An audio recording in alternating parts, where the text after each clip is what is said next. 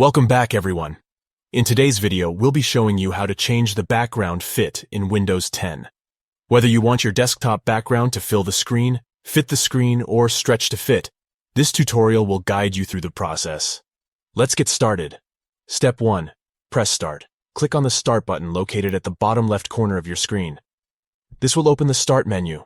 Step 2. Go to Settings. In the Start menu, click on the gear icon to open the Settings app. This will bring up the Windows Settings window. Step 3. Click on Personalization. In the Windows Settings window, locate and click on the Personalization option. This will open the Personalization settings. Step 4. Click on Background. Within the Personalization settings, click on the Background option. This will allow you to customize your desktop background. Step 5.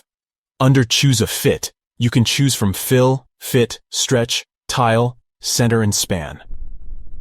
Select the fit option that suits your preferences by clicking on it. And that's it. You have successfully changed the background fit in Windows 10. Experiment with different options to find the perfect fit for your desktop background. Thank you for watching today's tutorial on how to change the background fit in Windows 10. We hope you found this video helpful. If you have any questions or need further assistance, please let us know in the comments below.